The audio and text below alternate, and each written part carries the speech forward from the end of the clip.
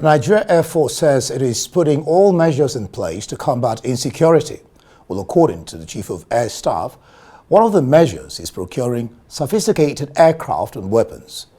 Air Marshal Hassan Abubakar stated this during a Christmas luncheon with the airmen of Operation Hadin Kai in Maiduguri. According to him, tremendous success has been achieved in the fight against insurgency in the nation. However, there is a need for more onslaught. He says that in addition to the A-29 Super Tucanos, JF-17 and T-129 attack helicopters recently procured, the Nigerian Army is making arrangements to acquire more sophisticated weapons to combat insurgency. He commended the efforts of the Nigeria Air Force in safeguarding the nation. To advancing its air power capabilities to boost operational readiness. In addition to the A-29 Super Tucanos, the JF-17 Thunders, and the T-129 attack helicopters recently procured, Nigerian Air Force is currently making arrangements to acquire 24 M346 fighter ground attack jets and 10 AW109 Tracker helicopters.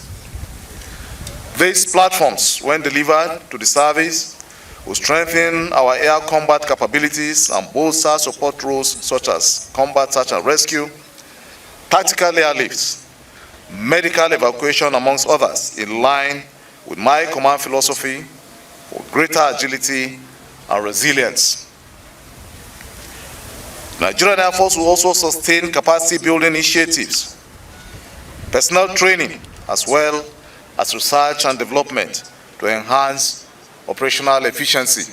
We cannot forget in a hurry the timely intervention of the Nigerian Air Force during the recent flood disaster in Maiduguri, ranging from intelligence, surveillance and reconnaissance, airlift of relief materials, medical outreaches and other welfare programs. By extension, I want to also use this opportunity to thank the Theater Command, because thanking the air component alone is not sufficient, because it's a joint operation under the command of the Tactical Command. We thank not only airmen, but also all the other components of the Operation Hadin Kai. And with me in the studio to assess Nigeria's security sector in the past 1 year are security experts Steve Okwori and Kabir Adamu. Gentlemen, compliments of the season. Glad to have you join me on the program today. Let me start with you, Kabir. You listened to the Army chief there talk about buying Tucano jets. The president has presented his budget, 4.91 trillion for security and defense. In last year, it was 3.25 trillion. The question is, this increments in our budget for defense and security, have we got the expected commensurate, effectiveness and efficiency you expect for these incrementals on the ground? I think it depends on what parameters you use to measure effectiveness and efficiency. As an example, if you use metrics as numbers, and the most obvious one would be fatalities and probably abduction. Unfortunately, it hasn't. The numbers are increasing for both fatalities and for abduction. Last year, we recorded near about 10,000 fatalities. And then this year, we're recording about 13,000. We're yet to complete December. So it would come to about 13,000, nearly above 13,000. So clearly, it's not an improvement. And then if you go to abduction, what we recorded last year was around 4,000. And as at this period, we're nearing 6,000. So clearly, an increase too. And it is even abduction that worries me more, because the pattern is suggesting mass abduction is on the increase. And the group that is behind that are the so-called bandits. And till date, in spite of this humongous increase in money, and so that let's put it in context, there is no sector that is receiving such a single allocation as large as that 4.9 trillion. Education, health, infrastructure are not up to that amount. This is the highest single allocation to any sector, and yet we are not seeing a commensurate improvement. What are the reasons why we are not seeing? I was going to ask you that commensurate reason? And how do we change the narrative? Two major reasons. Till date, security remains a sector that is not properly accountable. The accountability measurements that we have in other sectors, we haven't yet introduced it in security. And this is a legacy of the military era. We still see security budgeting and funding with that notion that it cannot be audited. You cannot ask a security person. The president recently said he's not ready to probe his... what do you even make of that? The service chief. Well, I don't expect the president to come on here and say he's going to probe his service chiefs. He trusts them, and he needs their trust. So I don't expect him to commit that faux pas and say he would commit them. But we need, and to be fair to him, he has introduced certain elements. He institutionalized Executive Order 13, so we have a performance measurement system now in governance across all the MDAs. He also signed a performance bond with all the ministers, including the security sector ministers. What we haven't seen is the security sector themselves embracing that, policy, as it were, by the government. Operation Fansanyama was introduced about a couple of months ago in the northwest of the country. Nobody till date in our Nigeria has come up to tell us this is the time frame for the implementation of Operation Fansanyama. We'll get to that because these are some of the issues we're having. Steve, Sokoto, over 10 civilians accidentally killed by military airstrike in September 2024. The same thing happened. 24 were killed in Kano, the same accidental strike. Are these not avoidable mishaps, as it were? Shouldn't someone or people be held accountable to prevent repeats? Absolutely. You forgot to even add the drone, the military drone, the army drone in Kaduna that led to the loss of over 84 persons or so, when they were carrying out their festivity session or celebration, It's avoidable, though collateral damage is part of such operations.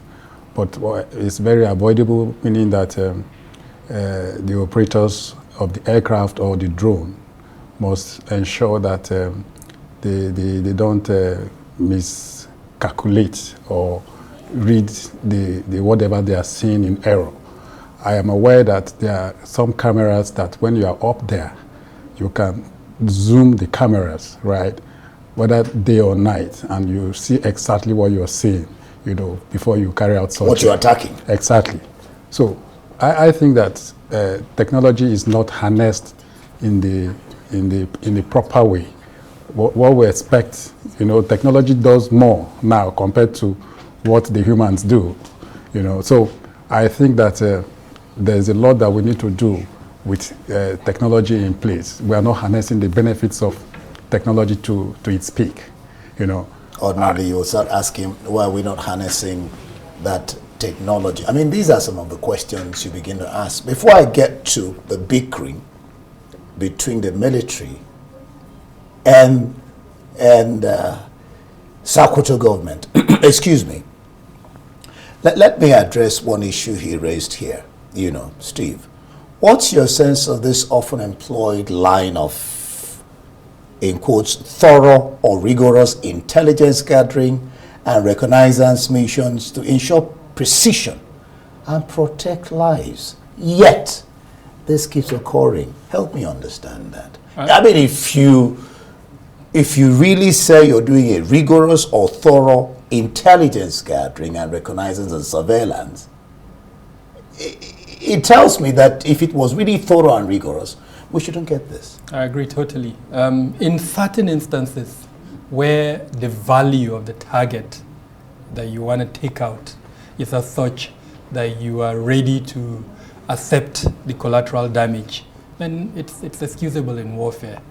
But in this instance, we are yet to be told that that target is of such value that you can take the life of 10 citizens, innocent citizens. Is that acceptable? That's my point. If we are told, for instance, that the leader of the Lakurawa group, by the way, we don't even know who the leader is up till date, was in that house, and that to take him out, he needed to take 10 civilians, and that's the only option you have, and then you go ahead and do that, then to an extent it's excusable.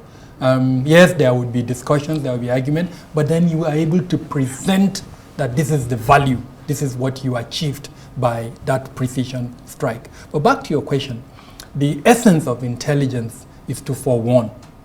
In other words, it gives you the ability to take action before your enemy even knows. Yeah. And so it is expected that you know where the enemy is, you know the actions of the enemy, you know what he's going to do next, and you are able to take action to reduce the collateral damage.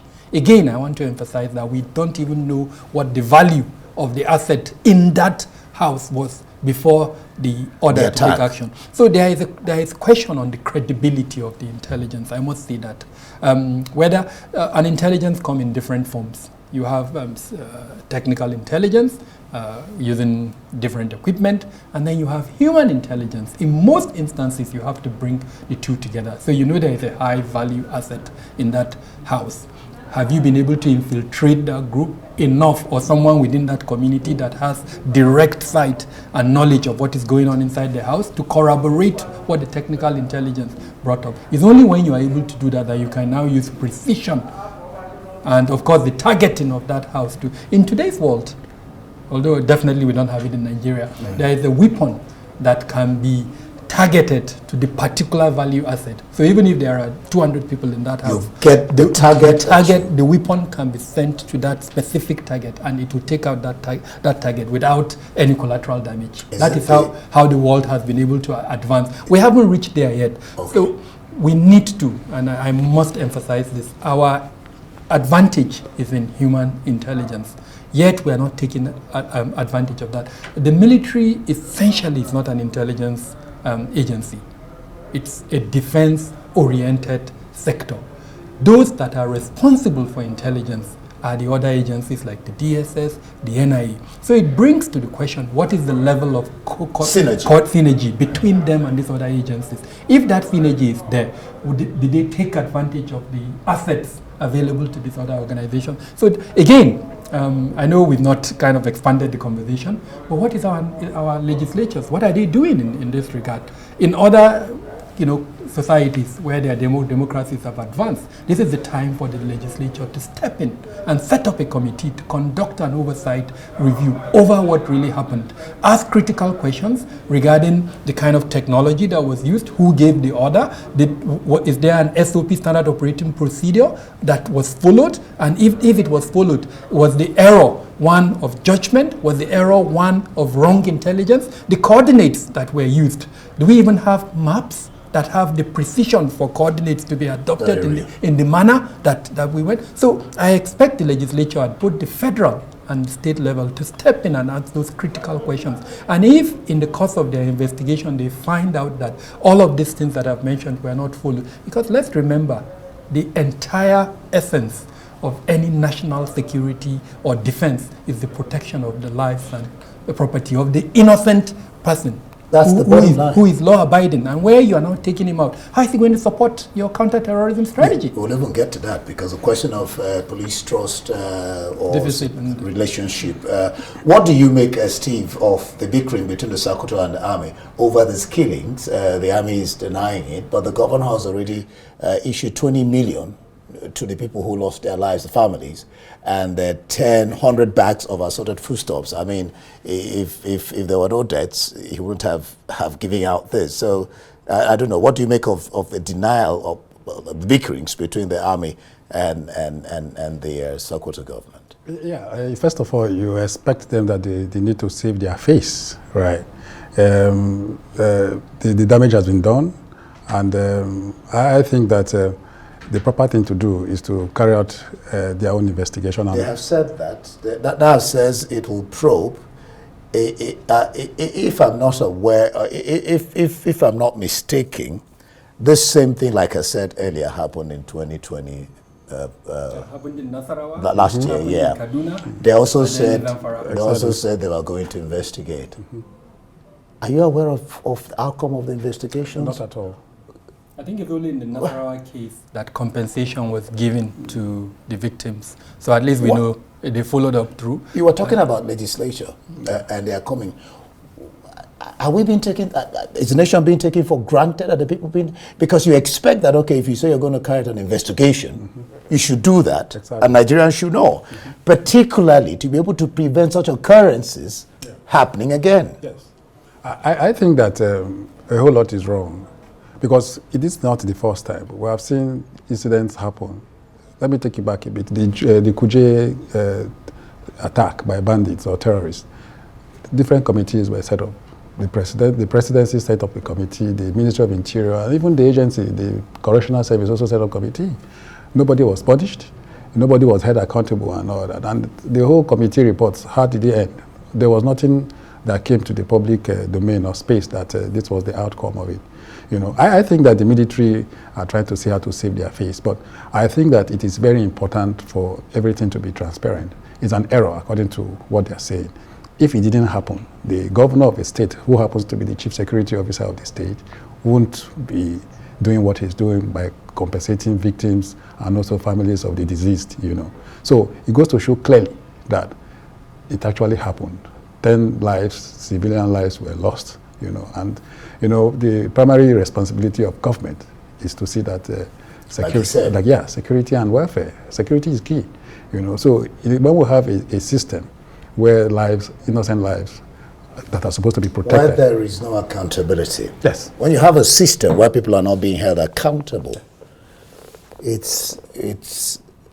we'll get to talk about the question of trust, relationship with the security people, how the people can help even the security, particularly when you talk about abductions and then you talk about, you know, banditry. Because if there's no trust, I mean, like a songwriter said, no relationship, you know. Talking about intelligence, Kabir,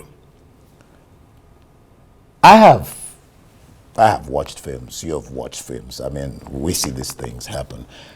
Can't we infiltrate and get key valuable information from the enemy? That's one. Two, how about employing those who have surrendered for information gathering? Yeah, we're doing that. But how?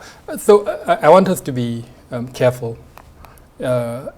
Intelligence can be harvested. It can be gotten. But those who gather the intelligence, it is not their responsibility to implement what they gather. Use it. Yes, they usually turn it into a product and then send it out. Now, it is the responsibility of those that receive it to act upon it. And in this instance, it is persons that are high up in government, because all the agencies that I mentioned, they report to someone in the presidency, or at least in the office of the National Security Advisor, who now decides what he's going to do with that intelligence. So the responsibility is actually there on those ones. And we know from previous occurrences that those agencies actually do their work. So there is the possibility that they actually infiltrate. There is the possibility that they actually gather this intelligence.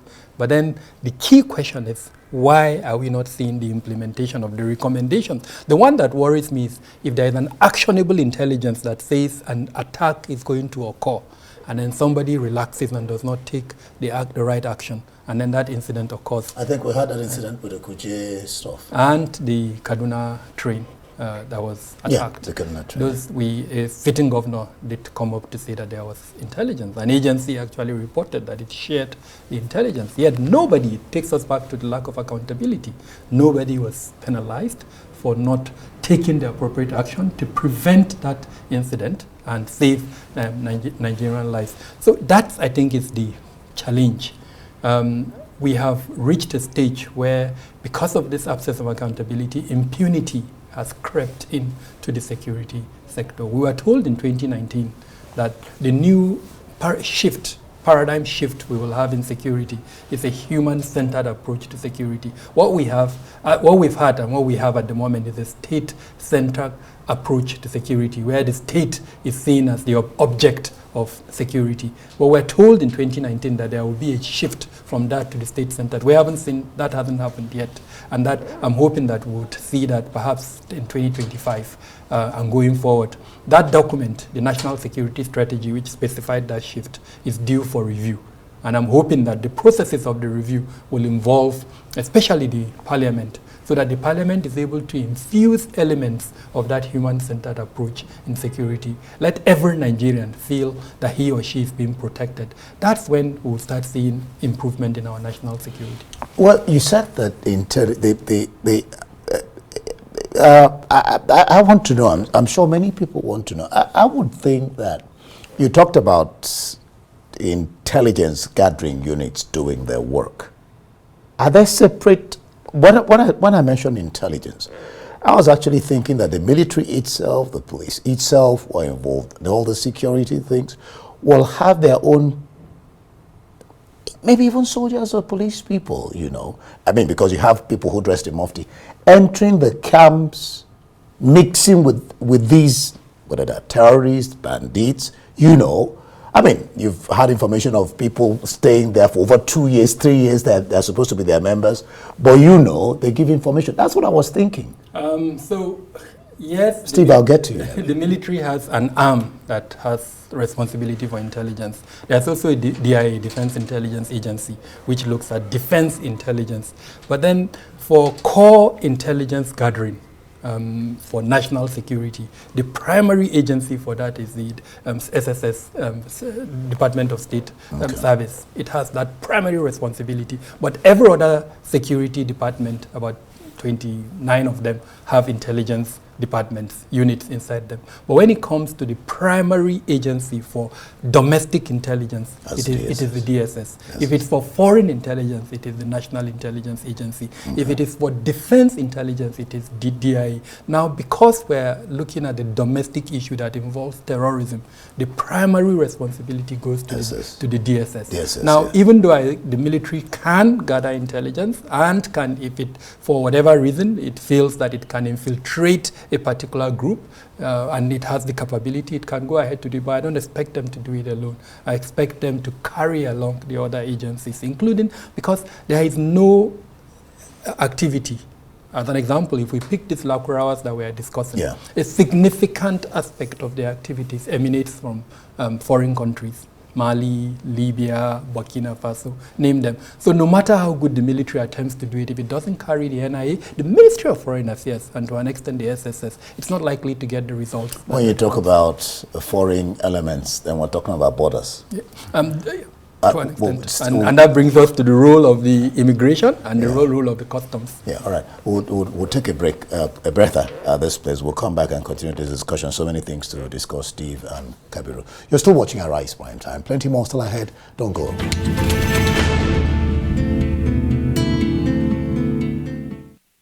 Glad to have you back. You're still watching Arise Prime Time, where we offer perspectives on the news and talking points of the day. I am Ndi Among. We're continuing the conversation focused on assessing Nigeria's security sector in 2024. And I still have with me in the studio security expert Steve Okwori and, of course, Kabir Adamu. Gentlemen, we'll continue from where we left off. Let's look at recruitment. Recruitment and police to citizen ratio. I'll come to you, Steve. The claim is that UN says 1 to 450.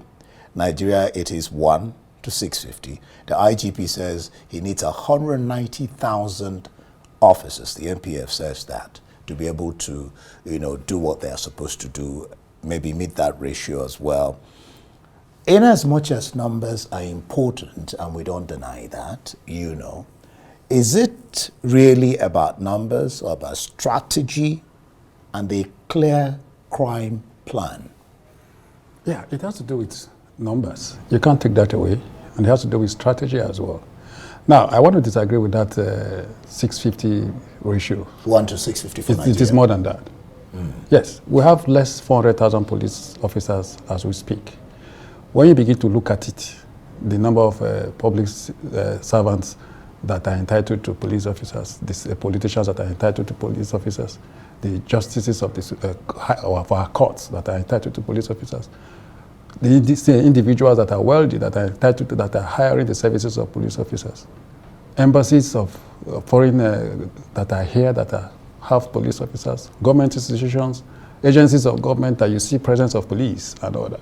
By the time you do that, walk-ins, out of the 400,000 that you have, how many do you have that is left to police the other almost 230 million Nigerians?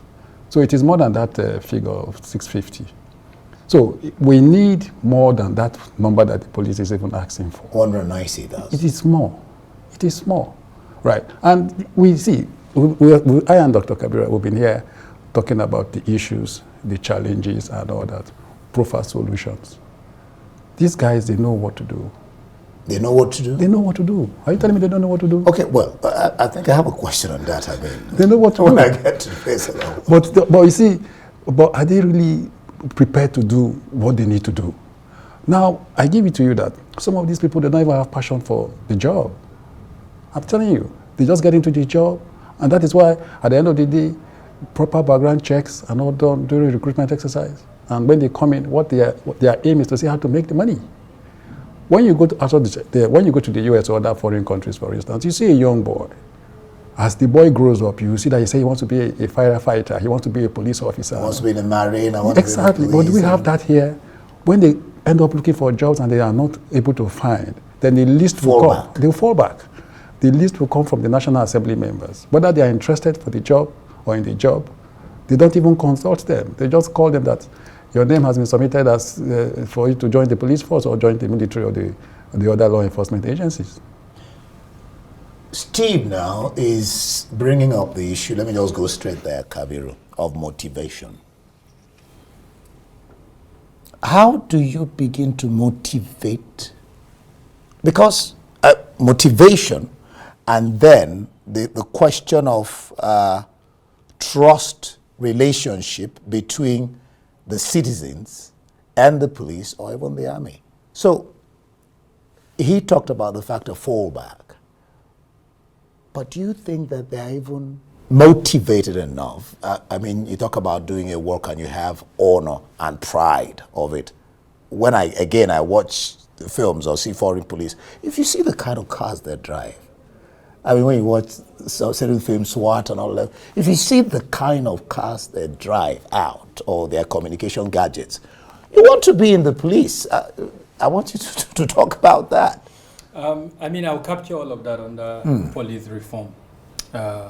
In the last, how many years of our independence, 60 plus years of our independence, we've admitted that we do not have the right police that we deserve as a people. We've also admitted that we cannot do without policing. What we haven't done is to define policing. What is policing? So the comment made by my co-discussant Steve about the numbers is actually a function of the fact that we haven't defined what we mean by policing.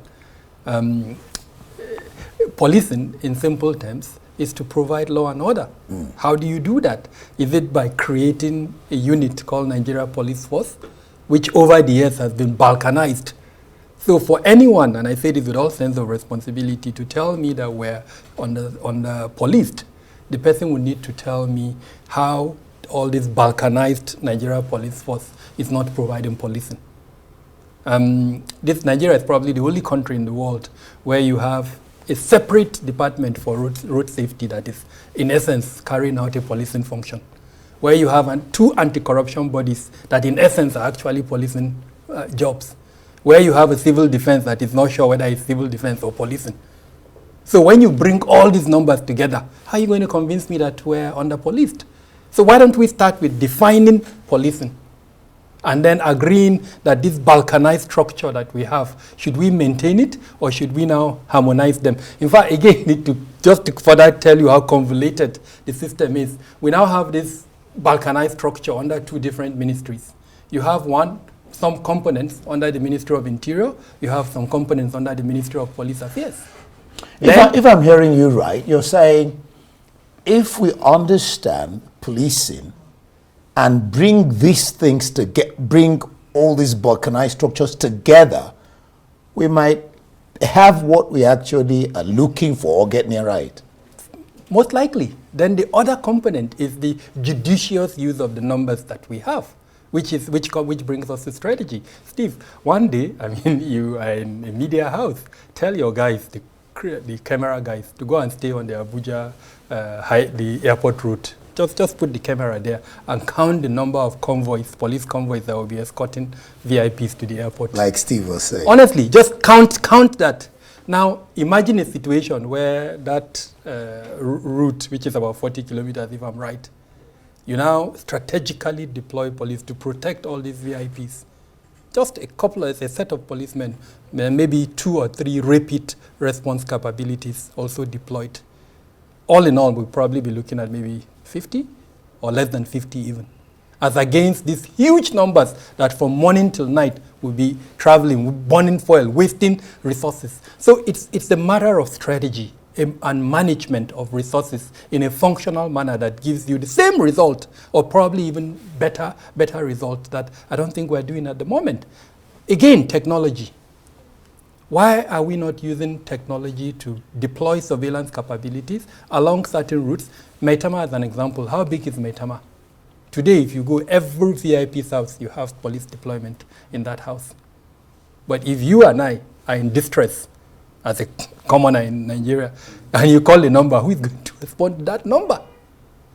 So again, with all sense of responsibility, before I am convinced that we don't have enough boots on ground, We have to understand where we're headed first. Have we defined policing? Are we adequately using the ones that we have at our disposal at the moment? effectiveness and efficiency. Vehicles. Every year, Dangote procures maybe 200 plus vehicles. That's just one in the company, and gives to the police. Till date, I have never heard for once at the end of a period that the police is accounting for those 200 vehicles that have been given to them.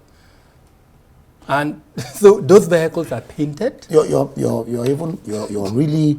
I'm telling you. Like Hadley Chase would say, opening up a can of worms. I'm saying that reform is the way to go, and the government knows this. The government has set up a police reform, I think, unit, which is currently in the office of the Secretary to the Government of the Federation. Again, let me measure my words carefully.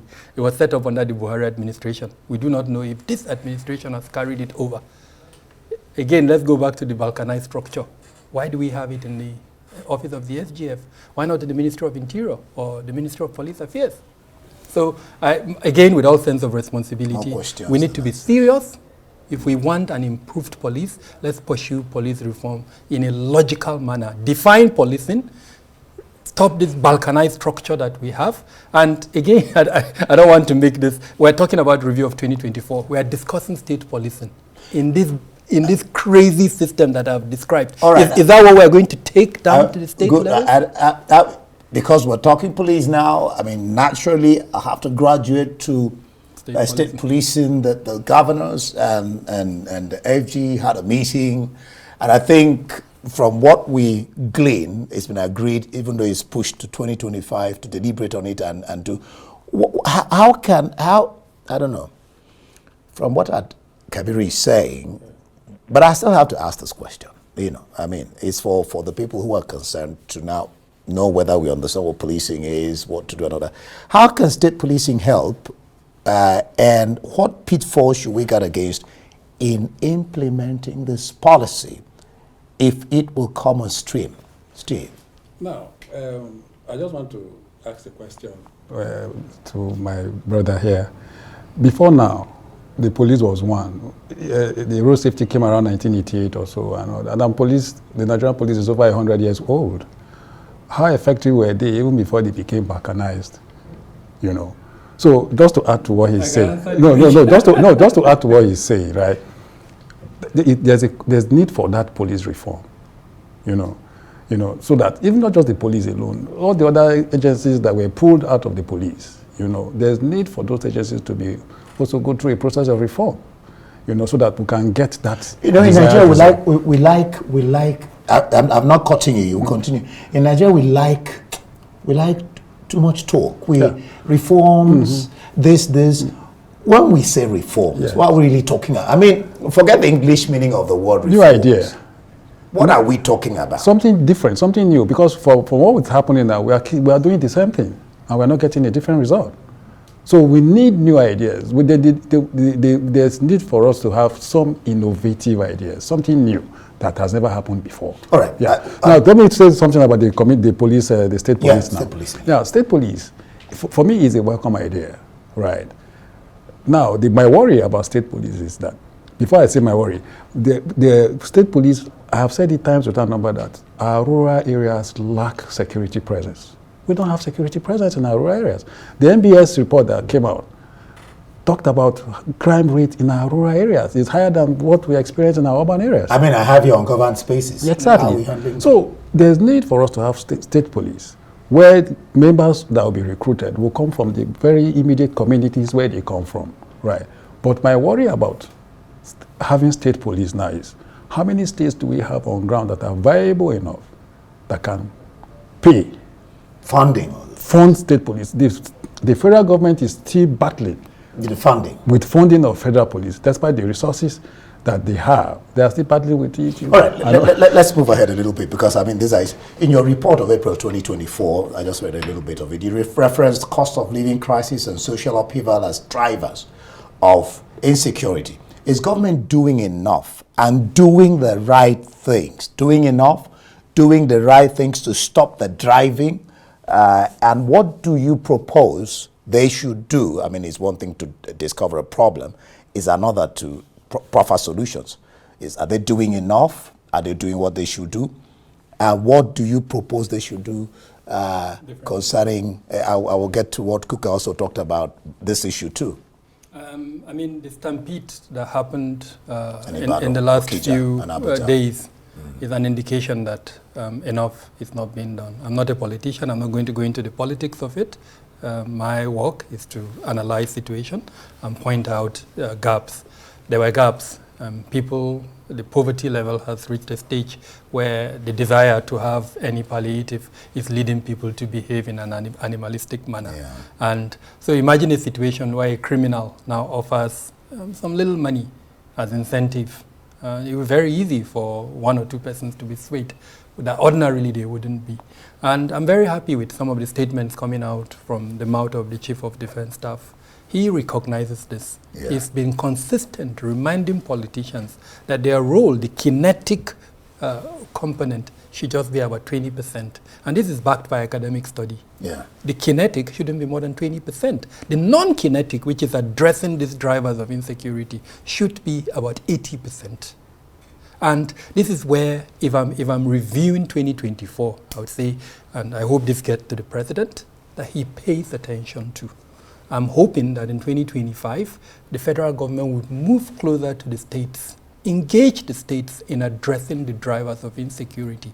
If you do not address poverty, if you do not address unemployment, the youth bulge, climate change and its impact, our porous borders, the value system that has collapsed in certain parts of Nigeria, where if you do not go with money, nobody would look at you. The cultism, the gang violence that is, all there, the proliferation of small arms and light weapons, all these are soft ways. The radicalization and extremism that is creeping into the Lakurawas, they were peaceful before they became radicalized. So if we do not address all of these soft components, no matter the military forces that we deploy, we will not win the game. Steve, he's raised issues. I mean, there's the question of the radicalized. I have it here, but my time is fast spent.